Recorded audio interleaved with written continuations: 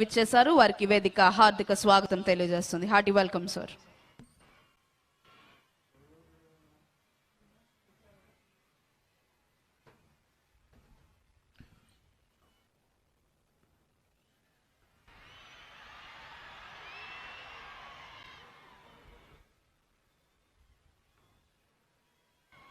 This premises. Hearty welcome, sir.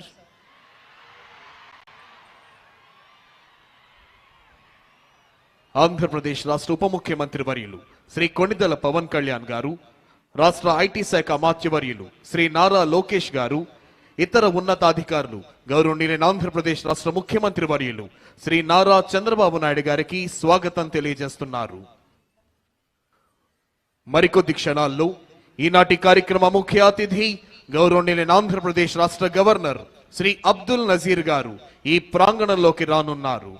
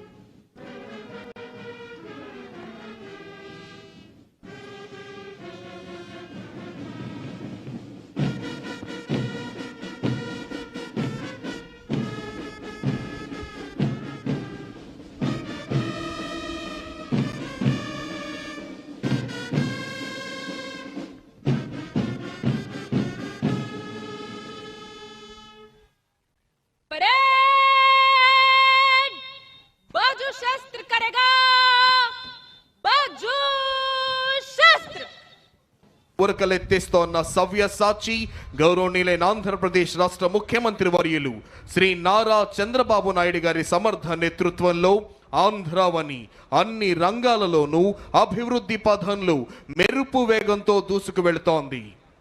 సమాజంలో అనేక పేద కుటుంబాలు నిత్యం పేదరికంలో పోరాడుతూ జీవిస్తున్నాయి.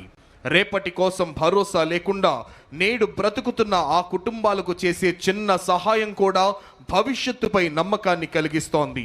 రాష్ట్రంలోని పేదల పరిస్థితిని గమనించిన ముఖ్యమంత్రి శ్రీ నారా చంద్రబాబు నాయుడు గారు పేద కుటుంబాలకు మెరుగైన భవిష్యత్తు అందించాలన్న సత్సంకల్పంతో జీరో పావర్టీ 4 P4 అనే ప్రభుత్వం, ప్రైవేట్, ప్రజల భాగస్వామ్యంతో రూపొందించిన సమగ్ర అభివృద్ధి కార్యక్రమం ద్వారా దారిద్ర్య రహిత సమాజానికి శ్రీకారం చుట్టింది రాష్ట్ర ప్రభుత్వం. ఆంధ్రప్రదేశ్ రాష్ట్ర ప్రభుత్వం పేదల సంక్షేమం, మహిళా సాధికారత మరియు గ్రామీణ అభివృద్ధి పట్ల అచంచలమైన నిబద్ధతతో ముందుకు సాగుతోంది.